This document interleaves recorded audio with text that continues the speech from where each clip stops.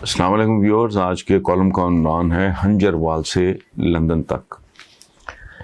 جہاں انسان ہوگا وہاں گناہ بھی ہوگا، جرم بھی ہوگا، لیکن اس معاشرے میں تو تمام ساؤنڈ بیریئرز ہی ٹوٹ چکے ہیں۔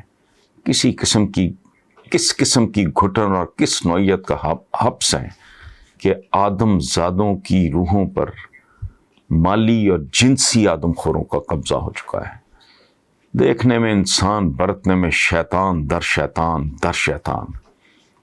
ملک کی حالت سدھارنے کے 100 طریقے ہیں۔ اس کام کے لیے ایکسپرٹس یعنی ٹیکنوکریٹس کی بھی کمی نہیں، اور آثار بھی اقتصادی سدھار کی طرف اشارہ دے رہے ہیں، لیکن بندہ سوچنے پر مجبور ہو جاتا ہے کہ اجتماعی اخلاقی بربادی کو کون اور کس طرح سنبھالے گا، کیونکہ اس کے نام نہاد ذمہ دار اور ایکسپرٹس یعنی پیشہ ور ملا ٹائپ تو خود اخلاق باختگی کے شرمناک نمونے پیش کر رہے ہیں۔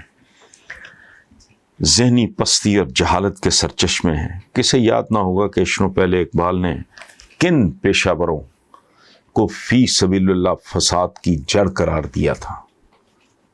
اقبال کا وہ مصرع آپ کو یاد ہوگا، دین ملا فی سبیل اللہ فساد۔ ہنجر وال سے 30 جولائی کو 4 بچیوں کے مبینہ اغوا میں ملوث 5 افراد کو ریمانڈ پر پولیس کے حوالے کر دیا گیا، اور ساتھ ہی 2 خواتین کو بھی 7 ملزمان اور بازیاب 4 لڑکیوں سمیت جوڈیشل میجسٹریٹ کے سامنے پیش کر دیا گیا۔ اب چل سو چل ہے جو نہ جانے کب کسی منطقی انجام کو پہنچے گا۔ معمول کے اس کیس کے حوالے سے چند سرخیاں قابل غور ہیں۔ کم سن بچیوں کی خرید و فروخت، دہلا دینے والے انکشافات۔ رکشہ ڈرائیور ارسلان رکشے پہ گھماتا رہا، شور مچانے پر پنڈی سٹاپ پہ اتار دیا۔ بچیاں دوسرے شیطان رکشہ ڈرائیور کے ہتھے چڑھ گئیں۔ اس ڈرائیور کا نام قاسم تھا۔ قاسم اپنے گھر باگڑیاں لے گیا، زیادتی کی کوشش بھی کی، نعیم شہزاد اور سونو سے ڈیل کر کے فروخت کر دیا۔ قاسم نامی رکشہ ڈرائیور نے 3 لڑکیاں، نعیم، 1 لڑکی کو 1 لاکھ میں شہزاد کو فروخت کیا۔ اس کا مطلب ہے کہ شیطان در شیطان در شیطان۔ اس داستان میں قاسم کا نام دیکھ کر مجھے محمد بن قاسم یاد آیا، تو پہلی بار شک گزرا کہ کہیں محمد بن قاسم والی کہانی من گھڑت تو نہیں، کہ اغوا ہوئی عورتوں کی پکار پہ لبیک کہنے والے محمد بن قاسم کے کارنامے فخر سے بیان کرنے والی اپنی ہی معصوم بہنوں بیٹیوں کو اتنی بے غیرتی اور بے حیائی سے بیچ کیسے سکتے ہیں۔ یہ سلسلے کہیں رکیں گے یا نہیں؟ اس ملک کے کرتے دھرتے اگر روک نہیں سکتے تو ایک اور کام کریں، اور وہ یہ کہ اسلامی جمہوریہ پاکستان میں بیٹیوں کو پیدا ہوتے ہی زندہ دفن کر دینے کو قانونی قرار دے دیا جائے، کہ نہ رہیں گے بانس، نہ بجیں گی بانسریاں، نہ عورتیں ہوں گی، نہ بکیں گی، نہ ان کی توہین اور تذلیل ہوگی۔ یہ ثنا خان تقدیس مشرق کہاں ہیں، یہ چادریں 4 دیواریاں، یہ بیٹیاں سانجی ہونے والے محاورے، یہ سب کیا بکواس اور رطب و یابس ہے۔ یہ غیرتوں پہ قتل کیا شے ہے؟ ہر روز حقوق نسواں کے ڈرامے کا ڈراپ سین ہونے پہ پردوں کی دھجیاں اڑتی ہیں، شور مچتا ہے، خبریں چھپتی ہیں، کالم چھپتے ہیں، اور پھر زندہ لوگوں پہ سکوت مرگ طاری ہو جاتا ہے۔ کوئی ہے جو اس صورتحال کی سنگینی کا سنجیدگی سے نوٹس لے، یا اس ملک کے بڑوں نے اسے وے آف لائف سمجھ کے قبول کر لیا ہے، یا پھر ہمارے نصیبوں میں ہنجر وال سے لے کر لندن تک ہزیمت، ذلت اور ندامت لکھی ہے۔ جب تک یہی سین چلنے ہیں تب تک کم از کم اتنا تو کرو کہ اسلامی اور جمہوریہ جیسے لفظ پاکستان کے نام سے معطل کر دو، کہ ہمارے ٹائپ کی جمہوریت کے ایک صحت مند سمبل 3 بار وزیر اعظم رہ چکے انقلابی اور نظریاتی المعروف ووٹ کو عزت دو، اور مجھے کیوں نکالا کا ویزا ختم، قیام میں توسیع کی درخواست مسترد۔ اب یہ انقلابی عدالتی آنکھ میں چولی کھیلنا شروع کرے گا. نتیجہ جو بھی نکلے، لیکن ایک بات طے ہے کہ شرمندگی اور بے عزتی ہم غیوروں اور باشعوروں کے کھاتے چڑھ چکی، پاکستان کے نصیب میں لکھی جا چکی. ایک اور دلچسپ پہلو یہ ہے کہ ابا جی کے ویزے میں توسیع کی درخواست برطانوی شہری ہونے کی بنیاد پر ان کے صاحبزادے حسن نواز نے دی تھی، جسے ہوم آفس نے مسترد کر دیا. واہ، اولادیں اور جائیدادیں انگلستان میں اور پاکستان کے حصے میں آئی، ووٹ کی عزت. ملک ان کا انگلستان ہی ہے، پاکستان تو اس ہوم میڈ قائد اعظم ثانی نے صرف حکمرانی کے لیے رکھا ہوا ہے.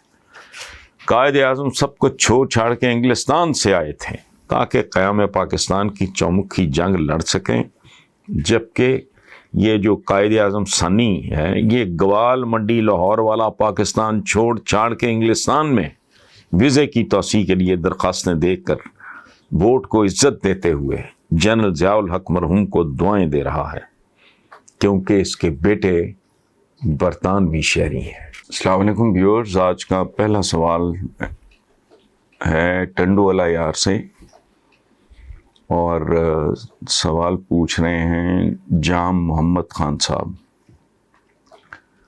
وہ کہتے ہیں جی کہ کل نون لیگ چھوڑ کر پیپلز پارٹی میں شمولیت اختیار کرنے والے بلوچ رہنماؤں میں سابق لیفٹیننٹ جنرل عبدالقادر بلوچ اور ثناء اللہ زہری کا کہنا ہے کہ نواز شریف میں وفا نام کی کوئی چیز نہیں.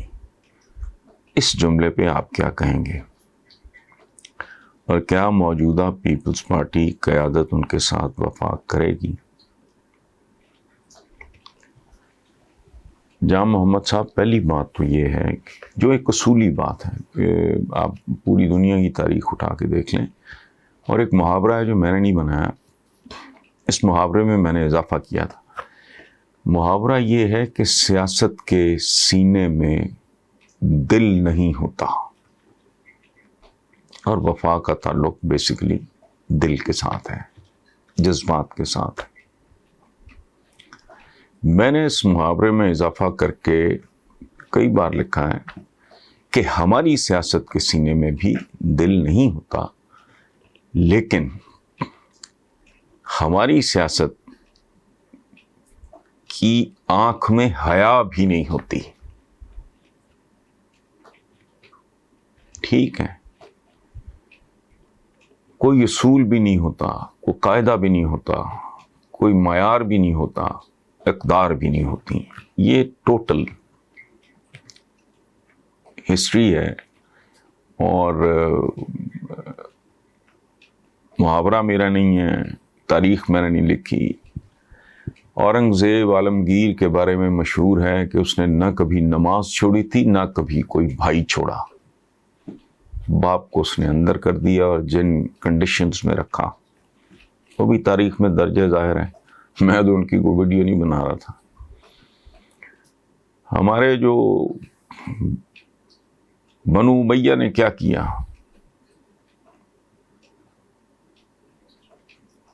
کربلا میں دونوں طرف کون تھے؟ امام عالی مقام، اور اس دنیا کی تاریخ کے سب سے مقدس، سب سے پیارے، سب سے قابل احترام گھرانے کے ساتھ. اس کے بعد بنو امیہ کی بنو عباس نے قبریں کھود دی. یہ اس کے بعد آٹومنز ہیں، جیسے سلطنت عثمانیہ کہتے ہیں. نارمل بات تھی، باپ بیٹے بھائی مروا دینا، کوئی ایسی بات نہیں. مغلوں کی مثال میں دے چکا ہوں. سو یہ اگر اس میں وفا نہیں ہے، نواز شریف تو ویسے اس کی تو وہ تو کلائمبر ہے basically, he is not a politician. ایک بہت بڑے حادثے کی پیداوار. قدرت میرا خیال ہے اس لمحے پاکستان سے بے تحاشا ناراض ہوگی جب یہ آدمی پالیٹکس میں آیا، اور اس نے پاکستان کے سیاسی کلچر ہی نہیں، اخلاقی ثقافتی کلچر کو تباہ و برباد کر کے رکھ دیا. میں اکثر کہتا ہوں، وہ 80s کی بات ہے، مجھے اس پروفیشن میں آئے ہوئے کافی سال ہو چکے تھے، میں نے کبھی لفافہ جرنلزم کا ذکر ہی نہیں سنا تھا. اس کے بعد پھر جو گند مچا ہے اس کی تفصیل بیان کرنے کے لیے ظاہر ہے وقت نہیں ہے. دوسری بات میں آپ کو بتاؤں کہ یہ جو لوگ ہیں عبد القادر بلوچ اور ثناء اللہ زہری، یہ وہ لوگ ہیں جو انسائڈرز ہیں. یہ اپوزیشن میں بھی ہوں تو انسائڈرز ہی ہوتے ہیں. یہ کوریڈورز آف پاور تک ان کا ایکسیس ہوتا ہے. اس میں خوبصورتی یہ ہے کہ یہ تو ان کو نواز شریف جوائن کرنے سے پہلے پتہ ہونا چاہیے تھا، یا بعد میں سال میں 6 مہینے میں 2 سال میں. اب اگر انہوں نے یہ بات کی ہے تو اس میں ایک اور بات اس بات کے اندر ہے، اور وہ یہ کہ دے فیل کہ دس از دی اینڈ آف یہ نواز شریف اینڈ کمپنی جو ہے. اچھا، آپ کے سوال کا اگلا حصہ ہے کہ پیپلز پارٹی قیادت ان کے ساتھ وفا کرے گی. یہاں میں بڑی عجیب سی بات کرنے لگا ہوں. بھٹو صاحب نے جے رحیم سے لے کے مختار رانا اور پھر جو دلائی کیمپ میں ان کے ساتھی قید تھے جب ضیاء الحق نے ٹیک اوور کیا، ان کے ساتھ وہ وفا کی تھی. سیاست میں وفا نہیں ہوتی. تو اس لیے یہ کہنا کہ پیپلز پارٹی، لیکن ایک بات، پیپلز پارٹی زرداری میں نہیں جانتا بلاول کو بالکل ہی. ان میں پھر کوئی رکھ رکھاؤ کو وزاداری ایک خاص طرح کا نا جو ٹرائبل بندے کا ہوتا ہے، وہ زرداری صاحب کا ایک مزاج ہے. وہ دوست پرست آدمی ہیں، ایک حد سے آگے وہ نہیں میرا خیال ہے جاتے ہیں. بٹ اوور آل میں ایک تھم رول کی بات کر رہا ہوں، ایک اصولی بات کر رہا ہوں کہ سیاست میں یہ وفا شفا جو ہے نا، یہ کوئی ہیر رانجھا، کوئی لیلا مجنو، کوئی شیریں فرہاد ٹائپ قصوں میں ہوتی ہے، باقی نہیں. وفا وغیرہ کا سیاست سے کوئی تعلق نہیں. اگلا سوال ہے ملک اکبر سلطان ہیں میاں والی سے. ان کا سوال بھی تھوڑا عجیب سا ہی ہے. وہ کہہ رہے ہیں کہ جی نون لیگ میں حکم تو نواز شریف کا ہی چلتا ہے، لیکن اگر آج یا کل نواز شریف کو بیٹی یا بھائی میں سے نون لیگ کی قیادت کا انتخاب کرنا پڑے تو آپ کے خیال میں ان کا فیصلہ کیا ہوگا؟ مریم نواز یا شہباز شریف؟ اکبر سلطان صاحب، یہ پچھلے سوال کی ہی کنٹینیوٹی سمجھ لیں. سوال ہی نہیں پیدا ہوتا. یہ سوچنا بھی سیاسی جرائم میں شامل ہوگا نا.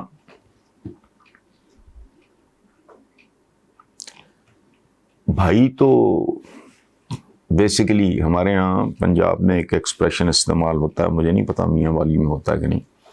ہمارے ہاں ایک لفظ استعمال ہوتا ہے شریکہ. شریکہ کیا ہوتا ہے؟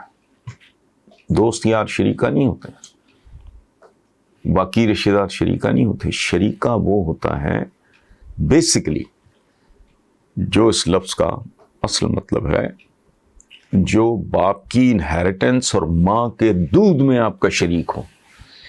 بھائی ایک اور نسل ہے، جب تک چلتی ہے چلے، اس کے بعد نہیں. یہ جو ذاتوں کے بعد گوتیں بنتی ہیں، نہیں، وہ نہیں ہوتا ہے. اور اس بارے میں تو سوچنا بھی نہیں چاہیے. اور آئی ایم 100% شیور کہ شہباز شریف صاحب کو بھی اس بات کا پوری طرح اندازہ ہوگا. اور سب سے آخری بات کہ آپ ایک ایسا سوال پوچھ رہے ہیں جس کا جواب آ چکا ہے، وہ تو already it is written on the wall. Lahore سے آصف ملک ان کا نام ہے. وہ کہتے ہیں کہ جی نواب آف کالاباغ کون تھے، تاریخ میں ان کا کیا مقام ہے، ہماری نوجوان نسل کو ان کے بارے میں کچھ بتائیں. عاصم ملک صاحب، پہلی بات ہوئی ہے، دیانتداری سے مجھے اعتراف کرنا چاہیے، I don't know much about Nawab of Kala Bagh, لیکن میں چند بنیادی باتیں جانتا ہوں۔ نواب کالا باغ دستے راست تھے ایک زمانے میں، ایوب خان کے نواب تھے، اور ان میں وہ سبھی کچھ مورلیس سبھی کچھ موجود تھا جو عام طور پہ نوابوں کی پہچان ہوتا ہے۔ لیکن وہ ایک عبادت گزار آدمی تھے، لیکن ان کی انا، ان کی میں بہت بڑی تھی۔ وہ انتہائی دیانتدار تھے، ان کے اپنے اصول تھے جن پہ وہ ساری زندگی، اوور آل ان کی گورننس بڑی زبردست تھی، شاندار تھی، اس میں اتھارٹی ڈیفینیٹلی بہت زیادہ تھی۔ لیکن وہ میرا ذاتی خیال ہے کہ پاکستان کی تاریخ میں جتنے حکمران گزرے ہیں ان میں سے وہ 90% لوگوں سے بہتر آدمی تھے۔ آئی ڈونٹ نو مچ اباؤٹ ہم، لیکن وہ ایک باوقار آدمی تھے، اس سے زیادہ میں کہنے کی پوزیشن میں نہیں ہوں۔ پروال سے ہیں حاجی محمد صدیق صاحب،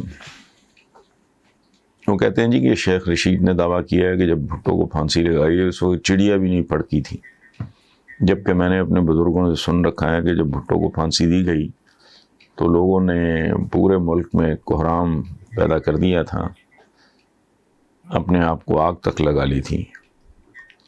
آپ ایک عمر رسیدہ شخص ہیں، آپ کو تو وہ سارا منظر یاد ہوگا، اس وقت کیا حالات تھے، ہمیں بھی کچھ اس بارے میں بتائیں۔ حاجی محمد صدیق صاحب،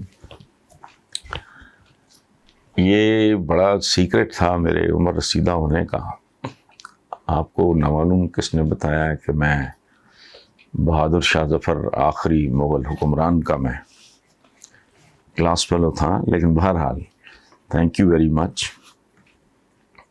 بات آپ کی درست ہے، اور میں امید کرتا ہوں کہ آپ میری صحت کے لیے دعا گو رہیں گے۔ اچھا، یہ جو شیخ رشید نے بات کی ہے کہ جب بھٹو کو پھانسی لگائے گی تو چڑیا بھی نہیں پھڑکی، یہ ایک ایکسپریشن ہے، ایک بات کرنے کا ایک طریقہ ہے۔ ادروائز آج تک چڑیا بھی پھڑک رہی ہے اور چڑے بھی پھڑک رہے ہیں۔ وہ جو جلاد نما آدمی تھا، احسان فراموش آدمی تھا، جنرل ضیاء، اس نے پھانسی لگائی، ٹھیک ہے، جوڈیشل مرڈر کہتی ہے دنیا آج بھی، بھٹو کو شہید، اس کے مزار پہ بندہ کوئی نہیں دکھائی دیتا، بھٹو کے مزار پہ ہر وقت رونق رہتی ہے، اور اس کا جب وہ یوم وفات یا یوم شہادت وہ کہتے ہیں جو بھی ہے، وہ جا کے کبھی دیکھیں، ان کے حلق سے نیچے نہیں اتر رہی تھی بے نظیر بھٹو، اس کو 2 بار وزیر اعظم بنانا پڑا، اور اگر اس کا قتل نہ ہوتا تیسری بار بھی وہ وزیر اعظم بنتی۔ اور اب بھی روشن امکانات ہیں کہ کل بلاول، تو یہ کیا ہے؟ یہ بھٹو ہے جس کا سحر آج بھی قائم ہے۔ تو شیخ رشید نے جو بات کی ہوگی کہ چڑیا بھی نہیں پھڑ گئی، تو وہ ٹھیک ہے، ابھی وہ ایٹم بم مار دیتے لوگ، کیا کر لیتے، یہ ایک اسکول آف تھاٹ ہے۔ ہاں، لوگوں نے خود سوزی کی، لیکن ایک اسکول آف تھاٹ ہے کہ جی ان لوگوں کو کہا گیا تھا تمہیں بچا لیں گے، تم بچا دیں، یہ اس کو چھوڑ دیں آپ، میں تاریخ کی بات کر رہا ہوں۔ وہ پاکستان کے عظیم ترین محسنوں میں سے ایک ہیں، مجھے بہت اعتراضات ہیں بھٹو کی وجہ سے، تو میں نے جیلیں بھی کاٹیں، لیکن پھر میں آؤٹ گرو کر گیا۔ بھٹو کے نقائص، کمزوریاں، خوبیاں، خامیاں سب کچھ سامنے رکھنا چاہیے۔ یہ پاگلوں کا، پجاریوں کا کام ہے کہ انسانوں کو دیوتا بنا لینا، غلط۔ میں 20-21 سال کی عمر تک، 25-26 سال کی عمر تک یہ کرتا رہا، اب نہیں۔ تو میں بھٹو کو، پاکستان کو نیوکلیئر پاور بنانے میں اس کا جو انیشیٹو ہے، سٹیل مل، کامرا، بہت کچھ دے گیا وہ آدمی۔ بہرحال عرض کرنے کا مقصد یہ ہے کہ یہ کہنا محاورے کی حد تک ٹھیک ہے، ظاہر ہے کہ قیامت نہیں آ گئی، اس پورے ملکوں کو آگ نہیں لگا دی گئی ہے، ایسا ہوتا بھی نہیں ہے، حد ہوتی ہے۔ اس سے بڑے لوگوں نے بڑی بڑی قربانیاں دی ہیں. کوئی قیامت نہیں آ گئی تھی. سلطان ٹیپو جب شہید ہوا تو کیا ہو گیا تھا؟ یہ نہیں. اصل بات یہ ہے کہ بھٹو پھانسی کے باوجود، میں نے ابھی کہا نا، موازنہ کر کے دیکھ لیں کہ جب یوم وفات یا یوم پیدائش یا جو کوئی بھی ہوتا، ضیاء الحق، اس کی تو شاید اب اولاد بھی نہیں جاتی وہاں، بندہ نہ بندے کی چاہت. دوسری طرف جبر کا سما تھا. بھٹو کی نماز جنازہ کی تصویر کروڑوں بار چھپ چکی ہے اس ملک میں. 8-10 بندے تھے، ایک ٹوٹی ہوئی چارپائی پہ وہ پڑا تھا. لیکن آج دیکھیں ذرا جا کے، یہ کوئی بات تو نہیں. اس کے نواسے تک تو اقتدار پہنچ گیا ہے. بیٹی اقتدار ہے میری، پھر داماد اقتدار میرا، اب نواسا پائپ لائن میں ہے. تو اس کے بارے میں یہ کہنا ہے کہ چڑی نہیں پھڑکی، نہیں، بہت کچھ پھڑکا اور اب تک پھڑک رہا ہے. دوسری طرف شیخ رشید اپنی جگہ پہ سچا ہے. اس کی وجہ ہے یہ ایک محاورہ سا ہے، ظاہر ہے کوئی زلزلہ تو نہیں آیا. بھٹو نے بھی ایک بات کی تھی، اس کی بڑی مشہور تقریر ہے کہ میں نہ رہا تو پہاڑ روئیں گے. کوئی پہاڑ پوڑ نہیں رویا، لیکن پہاڑ روئے. یہ ایکسپریشن ہوتا ہے. جب ہم کہتے ہیں انسانی سروں کا سمندر، تو سروں کا سمندر تو نہیں ہوتا، لیکن ایک بات کرنے کا ہے، بات کو سمجھانے کا ایک طریقہ ہوتا ہے. سوال ہے جی، سید عابد حسین شاہ صاحب ہیں راول پنڈی سے. وہ کہتے ہیں کہ جی آپ کا شمار بھی تحریک انصاف کے بانیوں میں ہوتا ہے، جبکہ آپ کے تعلقات بھی پاکستان تحریک انصاف بنانے والوں کے ساتھ ہیں. جہانگیر ترین کا دعویٰ ہے کہ جو حالات پیدا کر دیے گئے ہیں ان کو دیکھ کے بہت دکھ ہوتا ہے. آپ کی عمران خان اور جہانگیر ترین دونوں سے ملاقات ہو چکی ہے. کیا آپ نے حالیہ ملاقات میں وزیر اعظم سے جہانگیر ترین کے بارے میں کوئی بات کی تھی؟ کیا جہانگیر ترین کے ساتھ تحریک انصاف کی قیادت کی جانب سے واقعی درست رویہ نہیں اپنایا گیا؟ دیکھیں سید صاحب، میری ایک عادت ہے اور وہ میری تربیت کا حصہ ہے. عادت کیا ہے؟ As a child, as a یگسٹر، as a ten ager, that was the way I was trained. چونکہ فارچونیٹلی میرے باپ دادا بہت پڑھے لکھے لوگ تھے. پہلی بات تو یہ ہے کہ میں کبھی کسی کو مشورہ نہیں دیتا، قطعاً نہیں. جب تک کوئی آشنا ہو، جان پہچان والا ہو، دوست ہو، جب تک کوئی مشورہ مانگے نہ تو میں مشورہ نہیں دیتا. ایک بات. دوسری بات، کچھ چیزیں ایسی ہوتی ہیں کہ